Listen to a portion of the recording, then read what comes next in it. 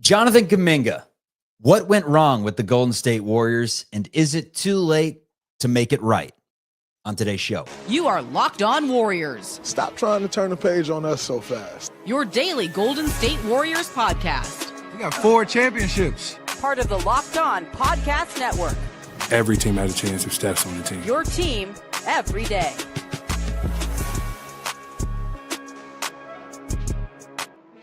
What's good, everyone? Welcome to the Locked On Warriors. We're part of the Locked On Podcast Network, your team every day, delivering you Golden State Warriors content. Supposed to be Monday through Friday. I give you the content whenever news breaks, typically 6 days a week. We are here after every single game during the season, preseason included. And did I mention whenever news breaks? Co-host tonight, Kylen Mills. You can check the show on YouTube. You can check us out wherever you get your audio podcast. Be sure to like, subscribe on YouTube. We very much appreciate it. Kylen, formerly of Cron 4 of NBC Bay Area. Myself, Charlie Walter, formerly at 95.7 The Game. That's the flagship station of the Golden State Warriors. Also covered the team for CBS News Bay Area. Kylen, we appreciate it. I know you're on a binge right now watching Joe Goldberg being a psycho. So I respect the fact that you were able to put the controller down. You were able to walk away from Goldberg in his cage and say hey to the people tonight. What's going on? Yeah, good to be with you, Chuck. Although still kind of mourning the loss of Warriors basketball. It's hard not to think about what could have been if Steph Curry hadn't gotten hurt in that Western Conference semifinal series against the Timberwolves. I think the Dubs would have taken it had Curry not gone down. So I think it's tough. It's tough to be in the situation when you feel like the Dubs should have still been playing. But good to be with you. I have kind of liked the season of you. It's been solid. So I have to find something else to do with my time without the Warriors going on. Yeah, I finished the entire season of the weekend, but I was going to start with Kuminga, and then you kind of gave me the good pivot because you talked about how the Warriors could potentially still be in this position playing the Oklahoma City Thunder. We have no idea how this thing would have turned out had Curry been healthy. And I guess let's put your doctor pants on, diagnose the Dubs here, because I just don't understand how Golden State is in the position that they are. And to me, the position that they're in is that they're close. Like they legitimately can make a move or two this offseason on the margins, be right moves, and maybe definitely not title favorites, but they can go into next year being a team that most people are picking top 4, top 5 in the West. And with all the mistakes that it seems they've made the last 5 years in terms of some of the draft picks, in terms of not trading the players at the right time. I mean, you can go back to Klay Thompson a couple of years ago. Instead of getting rid of him at the deadline when his value would have been higher, they go with the offseason and return Anderson, Hield. How is Golden State in this position? Take away the stock answer, which is Steph Curry. Like, how are they in this position where they're still competing? Here's the thing. I think that number one, you have to acknowledge the job that the Warriors front office did in making the trade and bringing in Jimmy Butler. I think that was a great move, a genius move. There definitely were some swings and misses when it came to players who were signed in free agency or brought in via trades. You look at a Dennis Schroeder, you look at a Chris Paul going back to last year. You look at, to me, like getting rid of Jordan Poole, which I know was an offload for the contract, but still, looking back on it now, I just feel like, what was the point? What was the point of bringing Chris Paul to the Warriors organization? I don't know. So I guess I should start here, though. I think you have to acknowledge what was done and the good that the front office did in bringing him Jimmy Butler. I think Jimmy has been a great fit. There certainly were questions about him coming to the Dubs in light of, recent locker room issues and the way that he handled departing the Miami organization, the way the extension, the injuries that he's dealt with, and the age factor. I think those are the big concerns you have, but he's come in and I think that given he joined the team mid-year, I think he performed very well. I think he fit in with the team very well. I think looking back at some of these last couple games with the Timberwolves in that Western Conference semifinal series, I wish we would have seen more playoff Jimmy and seen Jimmy take over games a little bit more in light of Steph Curry's absence. Like there was still that, we saw it at times and it flashes during the playoffs, but then I look at the last 2 games and I just felt like I was waiting for playoff Jimmy to just like totally take over down the stretch of a game, and it never really happened. But I think it was a great move by the front office. Here's my biggest issue, Chuck, with the Warriors in the last 5 years, and that I've been saying this, and I'll say it till I'm blue in the face. They have been trying to play this 2 timeline game. Well, they have a generational talent in Steph Curry, and it just does not work. There's a reason why you don't see it across the history of successful NBA championship teams doing this whole 2 timeline thing. Oh, we're going to develop players while still trying to win now and make the most out of the final years of Steph Curry's playing career. It has not worked. And I look back at players they've drafted in recent years, and to me, it became glaringly obvious with Jonathan Kuminga's play this year.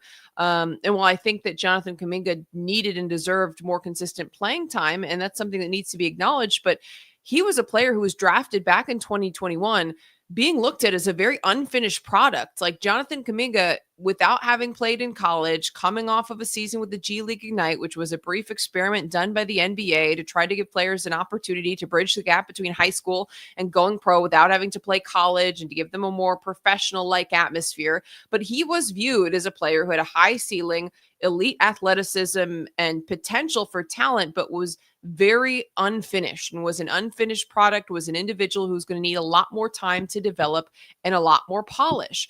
Why would you bring in a draft pick that needs all of this time and effort and all these things to develop? Right after James Wiseman. To win now. Right after James Wiseman, who It- literally had played, I think it was 2 collegiate games at Memphis. Like he'd played none, was not a good passer by any means. Like if you're going to, here's my deal. If you're going to, That was the point I was gonna get into. Yeah. That was the point I was trying to get there, Chuck. If you could let me finish. So meander. Well, I'm not meandering. I'm starting off by saying you go back to Jonathan Kuminga and everybody's expecting JK to like suddenly be this breakout superstar. And it's like he was brought in 2021 knowing that he was a player that had high potential, but that's the key word, potential. You don't know. It's unproven. This is someone who didn't play in the collegiate game. This is someone who's very young, and this is someone who had a ton of athleticism, but really was very unpolished. And you're bringing that individual into a team that needs players who can help them contend now. And you go back to, yes, the year before, Jonathan Kuminga, the same story with James Wiseman, who was ruled ineligible while playing, or well, initially started playing with the University of Memphis, and then ended up not getting to play almost at all in his collegiate career. So again, you're bringing in a guy that's completely unproven, totally unpolished, looking at potential. Why it does not make sense to me, a team that has Steph Curry that still had its core intact at the time, and Klay Thompson, Steph Curry, Draymond Green, Andre Iguodala at the time, and you're bringing in players that you know are nowhere close to being able to contribute. The Warriors should not be bringing in players that can't contribute. Use that money elsewhere. Trade the picks. Bring in guys who can help you win now, because Steph Curry is a generational talent who's on the back end of his career, but I think is more in the tank and can still be a massive contributor and the star player on a championship winning team, because we saw it in 2022. But the fact of the matter is they have not, and I mean, it's been something we've been saying, both of us, broken records. He has not had the help that he needed, but that's because they brought in all these young guys. I mean, at one point, back in 2022-23, before James Wiseman got traded, I mean, this was a Warriors team that had 5 players that were like in the 19 to 23 age range, if you include Jordan Poole. With a team that has Steph Curry, who can win a championship. Now, everyone's going to say, oh, wow, 2022, they won a championship anyway.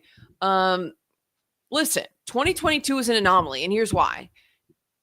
Every single player on that 2022 roster had a career year. And you look at the one and done vet minimum guys that they brought in as role players, and they all way overperformed expectations. They were coming off injury. I look at an Otto Porter Jr. I look at a Nemanja Bjelica. I look at a Gary Payton II, who had this career year, this breakout season. He was essentially a G League player prior to that. And all of a sudden in the NBA playoffs, he's like our number one. I mean, he averaged in the finals, I think like 7 or 8 points per game. And obviously he dealt with injury and then had to come back in the final couple games to help win a championship. But he's suddenly your go-to defender. Again, this was a guy who was, I don't want to say irrelevant, but a non-factor in the NBA. He was just trying to earn a spot on a roster. And then suddenly he's contributing. And I just look at Andrew Wiggins, had a career year.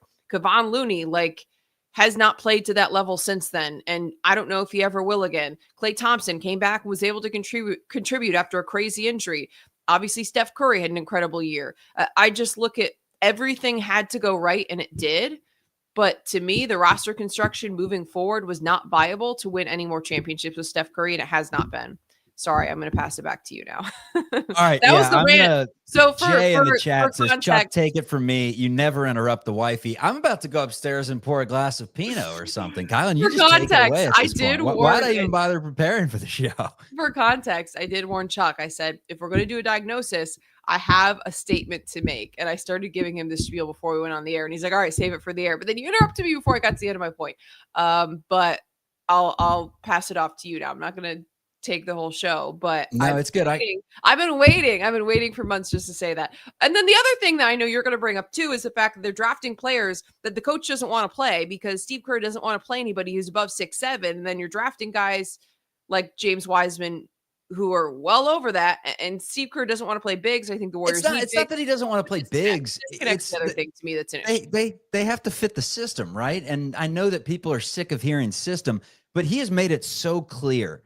And maybe he's done this in the past. I'm sure he has. I've never listened as closely as I have, when I'm listening to every presser now. We had Brian Day at CBS cutting the bites beforehand. I'm just playing what he's putting on the screen, and it's usually never about passing. But he has talked so much about passing, and to go after two guys in Kuminga and James Wiseman who are not polished in that regard, like you had Tyrese Halliburton and players that just seemed like they would have made more sense. And that had Joe Lacob kind of all over it, right? Like a couple of these high upside picks. I'm sure the conversation was, if I was a fly on the wall, hey, we got Curry, we got Klay Thompson, Jordan Poole's a rising star, we have Andrew Wiggins, we have all these guys that are already ready. Let's take a stab on a few guys. Let's get the 7-footer that has tremendous potential. I never really saw tremendous potential with him. He was soft. He looked scared. He couldn't really shoot, couldn't really defend the rim. I don't know what they saw personally. Maybe they saw some ball is life highlights, and he looked like a superstar out there. Kuminga, I've definitely seen flashes from, and I want to get into more Jonathan Kuminga in just a bit. That's coming up on Locked On Warriors. All right, let's tell you about one of our sponsors. It is DoorDash. Now is the time to get in on this, folks. NBA fans, it's the playoffs. That means big performances and even bigger rewards. DoorDash is bringing the heat with a slam dunk deal for DashPass members during the 2025 NBA playoffs. It's called They Swoosh You Score. Anytime a player drops 50 or more in a playoff game, DashPass members score a 3-piece crispy tender combo from Wingstop the very next day. Just place an order of $20 or more. Use the code Wingstop50 at checkout, and that combo is yours. Crispy, delicious, and totally free. The offer is valid from noon to midnight the day after the game. Terms do apply. What's your go-to move? Is it a cheeseburger? No, it's wings, baby. It's wings. Imagine being rewarded with free wings just because someone went for 50. You ever looked at your delivery fees and thought there's got to be a better way? Yeah, with DashPass. You get $0 delivery fees and exclusive perks like this one. How much could you save over a season? So here's the play. Sign up for DashPass, unlock this and more exclusive deals all season long. When any player scores 50 or more in a playoff game, DashPass members can grab that 3-piece crispy tender combo from Wingstop the next day. It's with a $20 order and code Wingstop50. That is DashPass, your door to more savings, more flavor, and more ways to win. Terms do apply. Let's get back to the show. Hopefully that DashPass deal wasn't around in 2000, I guess it was like 2004 or 2005. I was watching a clip today that popped up on my Instagram of Tayshaun Prince chasing down Reggie Miller and blocking a shot with 17 seconds to go in the game. And the score just kind of peaked out at me. It was 69-67 in the fourth quarter of that. I want to say it was like 2003, 2002, something along those lines. But anyways, yeah, so back to the conversation that we were having. It's just as simple as, if you're going to go with raw players, the Warriors were set up perfectly to keep this dynastic run alive. I mean, they had all their players, most of their players that they needed locked up at that point. I know Poole and Wiggins needed an extension, but to go with Wiseman at 2, Kuminga at 7, and then Moses Moody seemed like the safest pick of all of them at 14, right? He didn't have a high ceiling. I still don't think he has a high ceiling, but he has a pretty high floor. Like from day one, I mean, he showed he could play a little bit. And Steve Kerr trusted him in that first Western Conference Finals. But back to Kuminga. What went wrong is the question. Because 22-23, right before Andrew Wiggins returned in that Sacramento Kings series, we were doing our March Madness special, and we had to fill about 2-3 minutes on CBS. And Day said, what do you say you do a story on Jonathan Kuminga? And it was as Peyton was coming back from an injury, Andrew Wiggins was the big question mark. Obviously, we know what that question mark was now. But at the time, it was like, okay, well, if Wiggins isn't back, who's going to be the guy?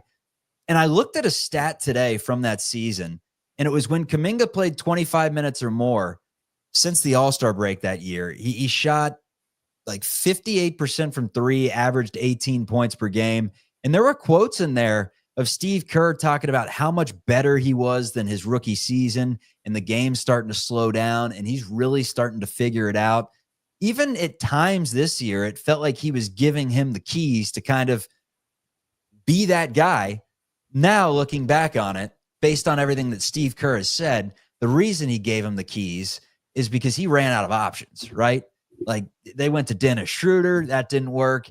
They did their best playing pods 35 minutes a night. He wasn't scoring at the beginning of the season. Moses Moody was inconsistent. There wasn't much more they could do pre-Jimmy Butler trade.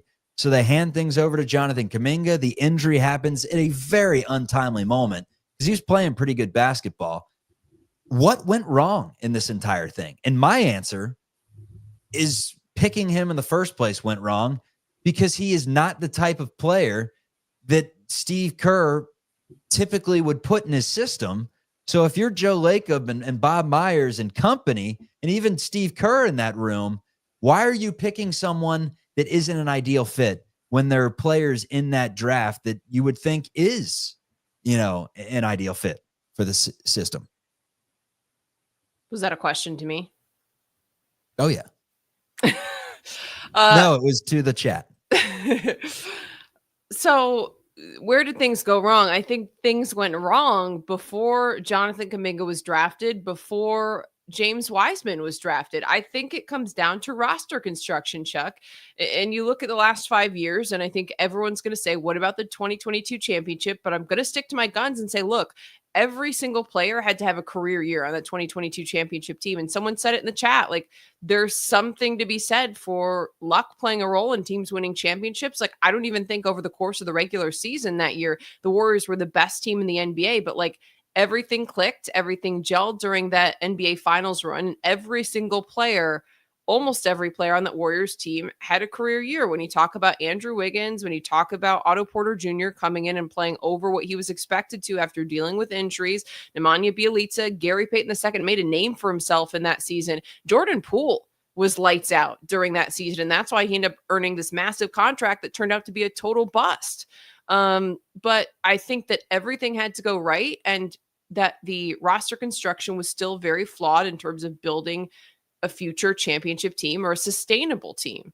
And I just go back. I think it's really hard to get past the 2020 draft for me because the Warriors had the opportunity, and it's been widely reported, to trade up to draft Anthony Edwards, and they passed on that. And I think it was Anthony Slater who reported that the Warriors went to a workout that Anthony Edwards took part in, or they had him out to work out, and that they were unimpressed by the way that he carried himself, or that he didn't seem intense enough, and that the Dubs decided to pass. LaMelo Ball was right after, was drafted third. And, I don't know that he's a player who would fit the Warriors system in terms of the motion offense and all that with how ball dominant he has to be. And really, I don't necessarily think he'd be the best fit, but still a player who's averaging 25 points per game. And they went with James Wiseman, who at the time was widely viewed as a high risk, high reward. The key word there being risk, because they're drafting on potential and they're drafting on athleticism. And then I also look at the disconnect between the front office and Steve Kerr, when Steve Kerr is clearly playing and still leading into the small ball lineups, and the front office is drafting a big. And then you fast forward to the next year, and then you've got 2 first-round picks. I still think the Warriors should have made a trade for one or both of those guys to bring in a role player. And they decide to turn to the draft in 2021. And Moses Moody, a little bit more of a polished or finished product. Okay, maybe he could be a contributor. But again, back-to-back years, you drafted Jonathan Kuminga, who was widely viewed as a high-risk, high-reward player who you are drafting on potential, and you're drafting based on athleticism. Again, an athleticism and potential talent, but so far removed from being ready to be a contributor. Both of those guys. And JK turned out to be a total bust.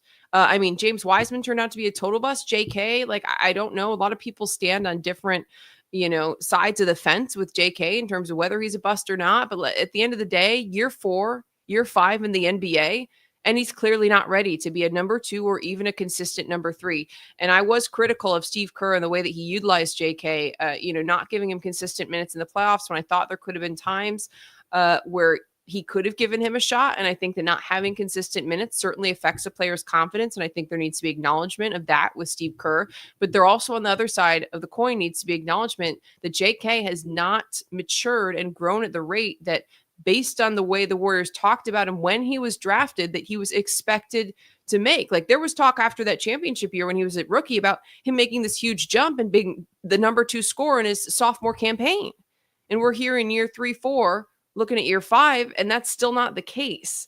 So at what point do you say, hey, this wasn't the right pick, and James Wiseman wasn't the right pick? And I still think that you could have traded some of those picks to bring in role players who could contribute now. And I just think that it comes down to the fundamental idea that you can develop players while winning a championship and not just developing like 1 or 2 guys. I just think that the construction of this roster, It's an oxymoron. 2020, 2021, 2022 was too much youth. It was too much youth. It was too extreme, one or the other. The veteran guys, the Steph Currys, the Draymond Greens, and then it was the opposite. And it was Jordan Poole, and it was Jonathan Kuminga, and it was Moses Moody, and it was, you look back, they drafted PBJ. I mean, like, you have this whole haul of draft picks that are guys 18 to 22. Yeah, whatever happened to him, and Ryan Rollins, who was a second-round pick, I get it, but still, you have this whole host of underdeveloped, way too young, not even close to ready guys. Like, what was the point of all that? Yeah, contending and drafting not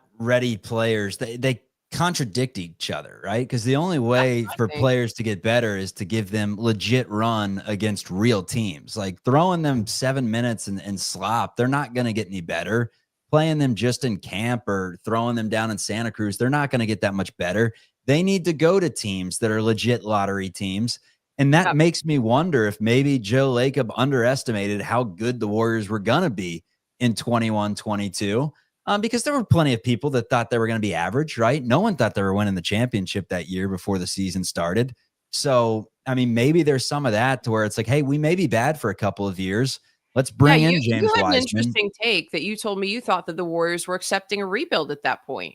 I mean, do you think that was the case? I mean, if they weren't accepting a rebuild, why make that pick? Unless they thought Wiseman was the real deal. And I'll tell you what, they gave up on him quickly. They threw him out the door for Gary Payton a couple seasons in, which makes me wonder, like, it didn't take long for us to realize that James Wiseman had some serious flaws and just was not a big time. I mean, can he still be a contributor at the NBA level? I don't know. He's young. He's dealt with injuries, whatever. But in terms of him being like a centerpiece of a franchise, it didn't take that long to watch his game and say, yeah, that guy's not it.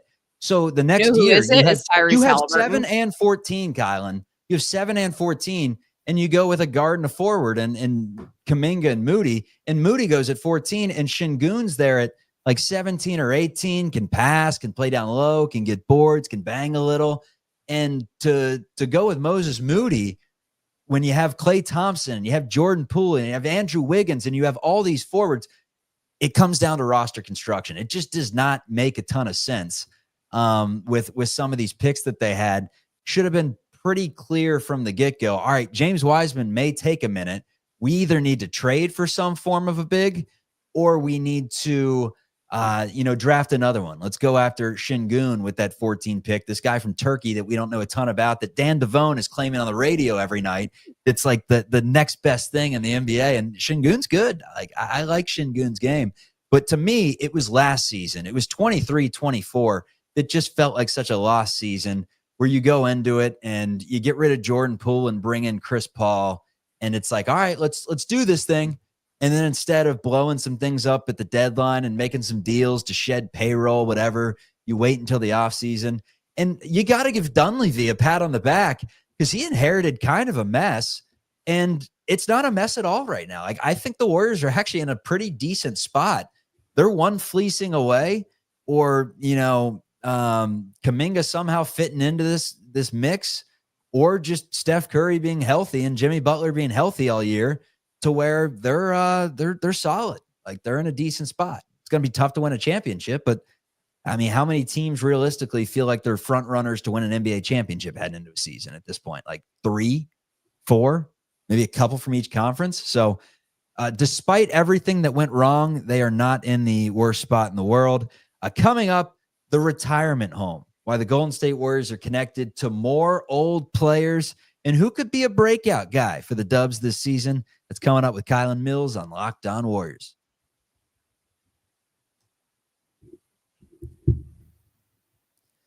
All right, so I wanted to get into this, and Kylen says, no, this convo is too good. We are not ending this convo to talk about the retirement home. So I'll give it to you real quick. It's Brooke Lopez, who's 38 years old and has been potentially connected to the Warriors. It's also Kristaps Porzingis, who fit-wise would fit in beautifully. One issue, respiratory issue to end last season, a CVS receipt of injuries over the years. I see this popped up on Twitter today, that the Warriors would receive Porzingis, the Celtics would receive Moody, Hield, Trace Jackson Davis, and Guy Santos. You're just giving up all the depth that you own for a player that, I mean, who knows his status? He's 29 years of age, but has the body of a 72-year-old at this point. Like, you want Alfred on your team? There's your Alfred. That guy, great player, but feels older than he is. Anyways, back to the conversation. You wanted to continue this thing. It's compelling. Well, you know what? We've got a long off season. That's the thing. And the great thing about Locked On Warriors is that we are your podcast that you can go to every single day. So we're going to be having a lot of discussions, not just pontificating on what went wrong in the past roster, but we are going to look ahead and talk about some of those potential trades moving forward. But to your point, that kind of marries both of those conversations is, to me, the big piece that's been missing for this Warriors team, not just this season, but the past 5 seasons, is an athletic big. And not an athletic big who's James Wiseman, who's a massive question mark, who played 2 games in college. I'm talking about an athletic big. Is he that athletic? Contribute. What? Was he that athletic? Like, I didn't watch his game, and I wasn't for a 7-footer. For a 7-footer, he was athletic for being 7 feet tall. I mean, he wasn't Valanciunas, but like, I didn't feel like, he was like Giannis running down the floor at 7 feet. I say he is fairly athletic. He was fairly athletic, but also athleticism is affected by having multiple knee surgeries and countless lengthy, season-ending injuries. So, I mean, he may not move the same way today that he did in college, but yes, he was athletic for a 7-footer. But I'm not saying they needed a James Wiseman prototype. I'm just saying he was a big, to be fair, that they brought in, but who was nowhere near being close to ready. And I think the Warriors are still massively missing depth in the front court in terms of an athletic big who can play right now. Quentin Post, I thought, had a lot of promise in his rookie campaign, but again, like, they had him playing key minutes in the playoffs, and there were times where I was like, oh, like, he's not playing bad. I like that he has the ability to stretch the floor, and there were times where he was way too soft, that he was getting denied when he was trying to dunk or get to the rim, or that he was getting dunked over, because I do think there's a level of adjustment period in terms of the physicality for a lot of youngsters, and not all, but some. And this is a kid who played at, Boston College. And I just think that he wasn't ready to take on that big of a role. And Trace Jackson Davis, another guy that you brought in who, is a 2nd round pick, you don't expect to be high. My point is, there's still a massive void to fill in the front court. And I think that that's a huge issue that still needs to be addressed, and that they never addressed in the last 5 years. And I wonder how much of that is Steve Kerr wanting to continue to run the small ball thing. And I just feel like small ball doesn't work. It doesn't work with the roster the way it's built right now and the ages of the players that they have. See this guy on the screen? Yep. Jalen Durant. I mean, there's no way to get him. The Pistons aren't giving him up, Mr. Double-Double, but that guy's one of my favorite bigs in the league. I wonder if there's some way, somehow, and here's the thing. Like, Draymond's still first team all defense. I don't think the Warriors are doing anything with him. I think he'll probably retire a Warrior at this point. Like, if he hasn't been traded yet, like, literally he punched a dude that you paid like $30 million a season in the face, physically assaulted the guy, and you ended up extending him after that. So if you haven't traded him by now, I don't think he's going anywhere. But in some alternate universe, the Detroit Pistons would love to have Draymond Green, hometown guy. Him and Asar Thompson would actually be kind of fun to watch from just a fan of the NBA's perspective. And the Pistons, they don't have a ton of assets that you'd want in return. But Jalen Duren's one of those guys. Again, it's not going to happen. I like bringing up bigs in the NBA because there's some good young ones in the league right now, and the Warriors have had chances to take some, and bigs have just been kind of their second round backup plan, right? It's like, let's go Trace, let's go Quentin Post, let's maybe Hansen Yang from Yang Hansen from China this season. Is who they're projected to take with their 41st pick. But it is remarkable that the Dubs have been this effective for this long without having a big, like a legit big that you can play 30 minutes a game. There's no other team in the NBA that's been this solid without a solid big. Like, there's none. And that is a lot of credit to Draymond Green. And I think it's got to be a lot of credit to the defensive scheme that the Warriors run. The fact that they're able to give teams fits and that they're able to out-rebound teams from time to time during their title run with, sometimes Draymond Green, not sometimes, oftentimes Draymond Green is your starting five. But I think there are a lot of Warriors fans out there that say, if Draymond Green were to be moved, and let's say that Jalen Duren thing wasn't a pipe dream and that actually happens, and you bring in a legitimate center and you play, Jimmy Butler and Steph Curry, and who's your four? I don't even know who you go with. You sign a four, or you put Kuminga in there at the four or something along those lines. Because one of the issues with Kuminga playing with Draymond is the fact that they're both turnover prone, and Steph Curry's turnover prone. So Steve Kerr has mentioned, like, it's not just the Curry piece. And I know he mentioned he can't play with Butler. That's been debunked. I think a lot of it is he can't play with Draymond Green because they both turn the ball over to a degree. Yeah, I get your point about the turnovers. I'm not going to 100% agree with that. But I do think you make a great point in that it is incredible. But could they do this another way? Like, is Draymond the only way to have a good defense and win basketball games, or no? That's what I posed. No, it's incredible the Warriors made it this far and that they won the 2022 championship without a true center, without an athletic five. For the most part, they had Draymond Green playing there, or they had Kevon Looney, which, like, Kevon Looney being the starting center in a championship team is actually kind of wild when you look at it. And I'm sorry, no disrespect to Loon. Dub Nation loves Loon. But the fact of the matter is, looking at the bigs around the league, like, that is not even, competitive in terms of the best that there are. And then Kevon Looney. It needs to change. The Warriors need an athletic big, a power forward or a five.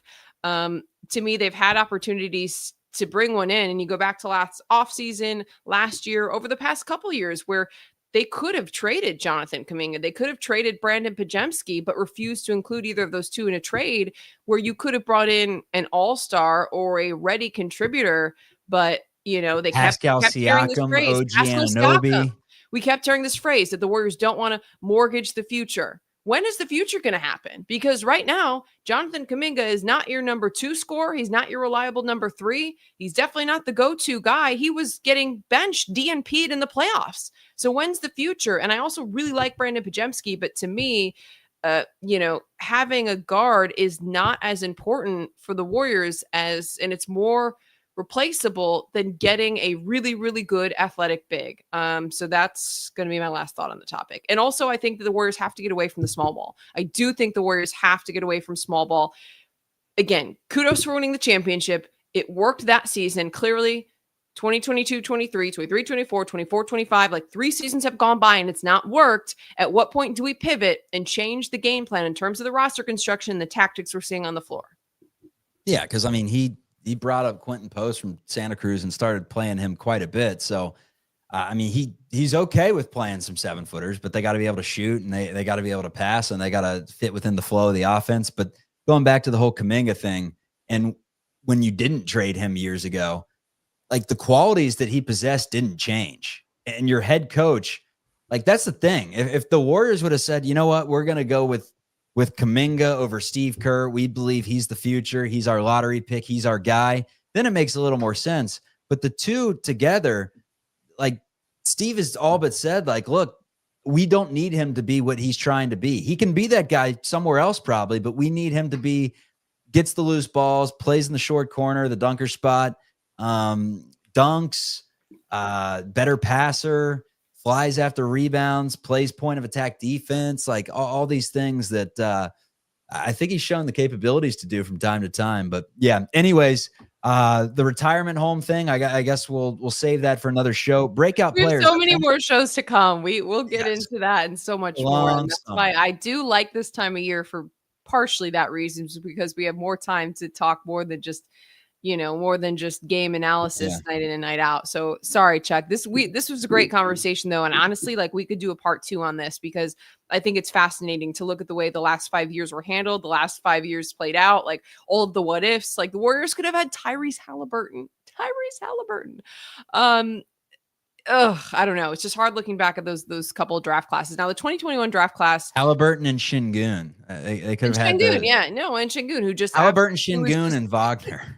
Who all of those guys have shredded the Warriors because the Warriors don't have a front court. So I think it's fascinating. And I think that, can lead us into the conversations of like, okay, well, the last few years haven't been what they should have been, but like, what can the Warriors do now in this off season? So, I think you got to do a little bit of reflecting before you can look ahead. Yeah. It's like Matthew McConaughey said, sometimes in order to move forward, got to go back. You love Matthew McConaughey. Oh, he's great. I'm catching green lights, baby. Catching green lights. All right. Appreciate everyone for joining the show today. The breakout players, I was posing the important question. Who's going to break out? Is it going to be Pods? Is it going to be Moody? Is it going to be Trace Jackson Davis? Is it going to be Moses Moody? Or I said him, or Quentin Post. And unfortunately, we're going to have to save that exhilarating, just honestly, A-list question for another day. So, Kylen, appreciate it. I'll let you get back to Joe Goldberg. See him running around New York. Laundry. That sociopath. Everyone, you're great people. Have a great day. Man, people are bringing up how TJD is trash. And that's honestly, I don't think it's trash, but there's another good point that can be dived into. Chuck, we've got to do a part 2 on this. And Shams has said that this is going to be the most craziest, he said this verbatim, most craziest offseason in NBA history. He thinks it has the potential to be that. Is it going to be crazy for the Warriors, or is it going to be a simple sign and trade, Kuminga, Cam Johnson, and that's the big move, or Kuminga, Porzingis, or what's going to happen? Or could something insane happen? Could the Warriors be looking at some all-stars or all-star potentially coming in from across the country? This is Locked On Warriors, part of the Locked On Podcast Network. Kylen Mills, Charlie Walter. Sorry for interrupting, Kylen. Have a great day. We'll see you upstairs.